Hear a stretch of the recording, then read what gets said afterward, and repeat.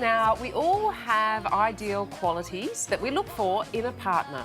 Somebody nice, somebody you could like. Somebody with a brain, somebody you could talk to. Someone you could really be yourself. Yes. Handsome. He should be really handsome. Not too handsome. Nice eyes. Quite the list. They got Jack Nicholson. Spoiler alert. Our next guest says there are only 4 steps that you need to follow to find the one you want, and she's written a book to prove it. It's called The Love List, and it details practical tips and strategies to help people find their perfect match. Author Elena Marzillo joins us now from Vancouver. Elena, lovely to have you here. This is an interesting concept. So talk us through about how you come up with a love list. Well, the love list is a list of characteristics or qualities you are looking for in a potential mate.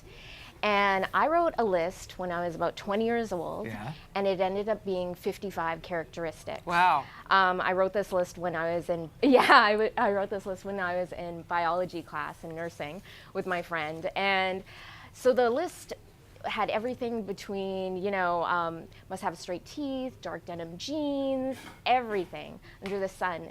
The next month, I met my boyfriend, and then 10 years later, when we broke up, I wrote a brand new list, and I interviewed single, married, divorced people, saw if they've ever had a list, and their accumulation of stories became my book, The Love List. Okay. Now, for a lot of people, Elena, making lists about your, what you want in a partner, it might be seen as a bit of a turn-off. So what's your opinion on that? Depends what's on the list.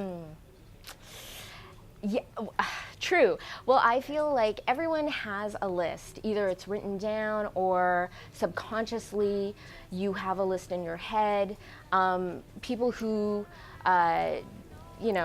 can't really define what they want usually can define what they don't want, like non-smoker, or I don't want someone who works too much, stuff like that. All right, so in terms of someone compiling their partner preferences, you reckon it's important to plan. So talk us through the plan.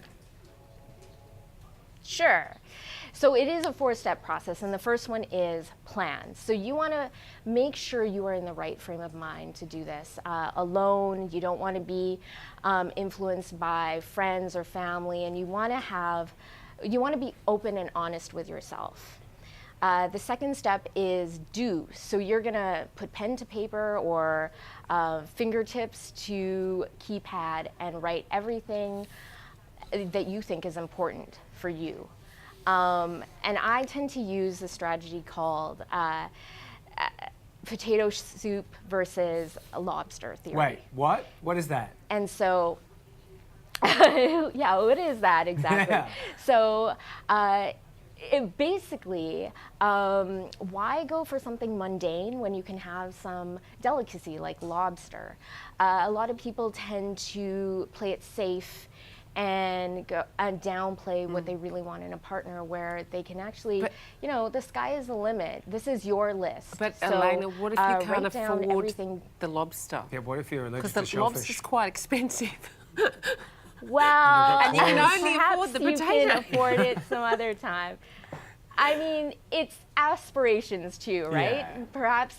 Perhaps right now you can't do the lobster, but you could do, a different type of shellfish or something. But don't be too shellfish Think about of it that way, or steak. Hey, Elena. Now we're talking food. And I'm a T-bone. Exactly. Elena, you think as well, and I think this is a smart idea, is to integrate our past experiences into our advantage. What do you mean by that?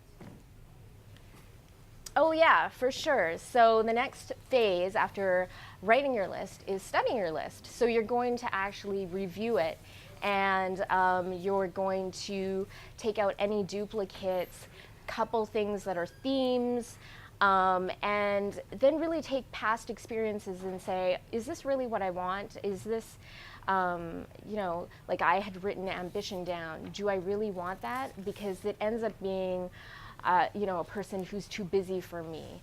And using your past experiences will help you revise and review your list. Yeah, good idea. Elena's book, The Love List, is available to buy online at Amazon.com. Thank you so much for your time today. Thank you so much for having me.